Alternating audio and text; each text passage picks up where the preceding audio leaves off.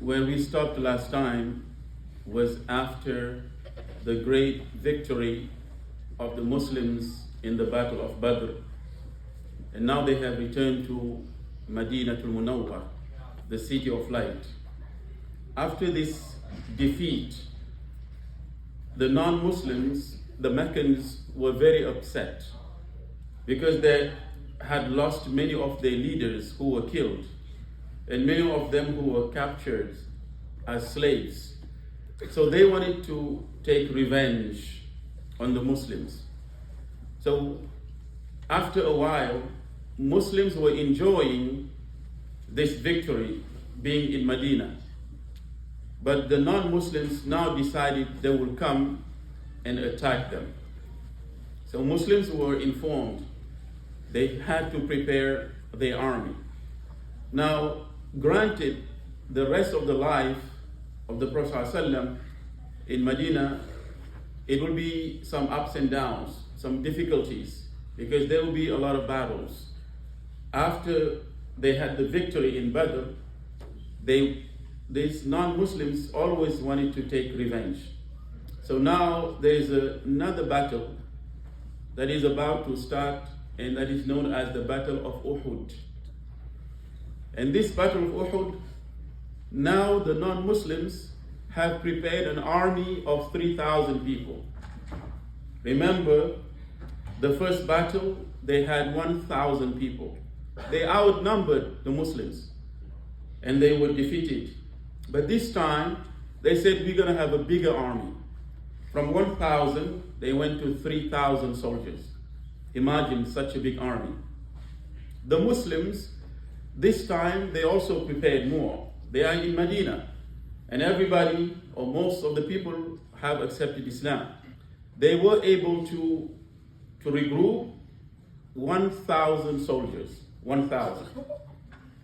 But when they were ready to go, one of the people who was a leader, but turned out to be a hypocrite, Abdullah ibn Ubay, he told 300 people to retrieve because he had a disagreement with the Prophet ﷺ. He said, we're not going to fight anymore.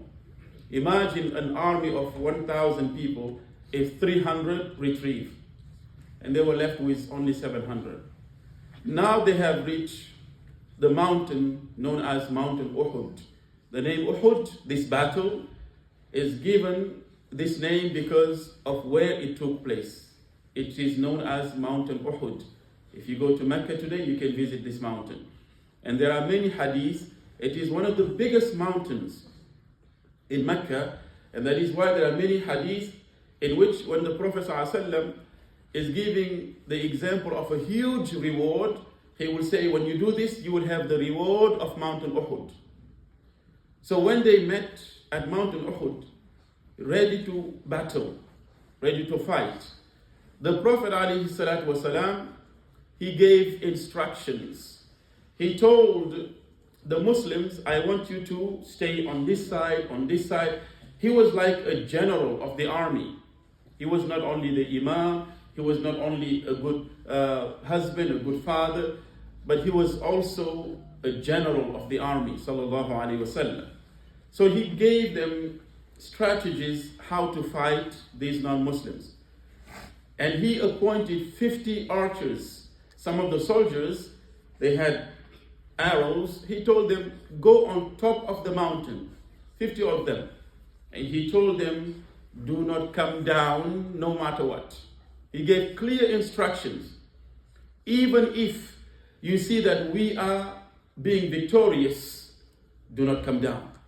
Even if you see that we are being killed until birds are eating from our brains, do not come down. He told them, even if you see that the spoils of war are being distributed, do not come down. Stay where you are. He gave them clear instructions. The battle started. And there were some of these non-Muslims, the leaders, who had so much envy and hatred against the Prophet ﷺ, against Hamza, the uncle of the Prophet. So one of the leaders of the Kuffar had a slave by the name of Wahshi. He was an Ethiopian who was very good at throwing arrows and spears. That was mainly his job. So he told him, if you are able to kill Hamza, the uncle of the Prophet, I will free you. You will not be a slave anymore. So this guy, he took it upon himself. His mission was only to kill Hamza. Because Hamza, he's the one basically who inflicted the defeat on the non-Muslims during the Battle of Badr. Hamza was up front. He was a furious warrior. He killed many of them. That is the reason why this leader of the Kuffar, he had this hatred against Hamza and wanted to eliminate him. And he told his slave, join the army, learn how to throw the arrow, how to throw the spear. And once you kill Hamza, I will let you go, I'll free you. There was another lady, Hind, the sister of Abu Sufyan, said to this man, Wahshi, the slave, that if you are able to kill Hamza, I will dress you with a robe of gold. I will take care of you, I will adorn you. So this slave was in the battle. While everybody was fighting, Hamza was fighting. He was not afraid of anything. I told you he's the lion of Islam. Hamza, he's up front. He's killing. Wahshi later on said, I was watching him. Every time a group of soldiers were around him, he was killing everybody, Hamza. And he was advancing in the battle. But this slave was watching him with a spear, a long spear, watching him, watching every move. Every move that he was doing, he was watching him. Until he got close to him and he threw the spear right in the middle of his chest. And he fell down dead immediately. This is Hamza. And that was really a big setback for the Muslims. Now Muslims, because they saw Hamza was killed, some of them started to panic. They started to really lose the battle a little bit. They were panicking. Those who were on top of the mountain, Uhud, remember, the Prophet ﷺ told them, don't come down. But when they saw that Muslims are doing good in the battle, they said, let's go down. They came down to collect the spoils of war. And now Khalid ibn Walid, you will know this name. Khalid ibn Walid, he later became Muslim and he was the general of the Muslim army. But in this battle, the Battle of Uhud, Khalid ibn Walid was actually leading the army of the non-Muslims. He was leading the army. So when Khalid ibn Walid saw that the archers who were on top of the mountain, remember we said there were 50, 30 of them came down. They did not listen to the order of the Prophet. They came down from the mountain. Imagine if you're on top of the mountain, you see the army, you can throw. Very good. Everybody's on the ground. But when you come down, now you are face to face. When Khalid ibn Walid, when he saw that with his army, he returned. They turned around and now they circled the Muslims.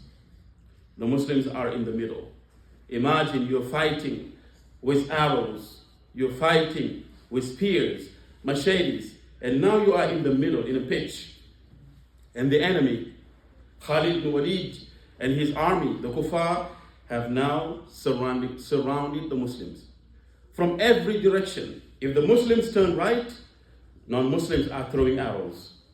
The Muslims were losing so many people in this battle. When they turn left, they're throwing arrows in front of them, behind them. And guess what is going to happen next? We'll find out tomorrow, inshallah. Tomorrow you'll find out, inshallah. It is time for Salah. And guess what happened? We stand up.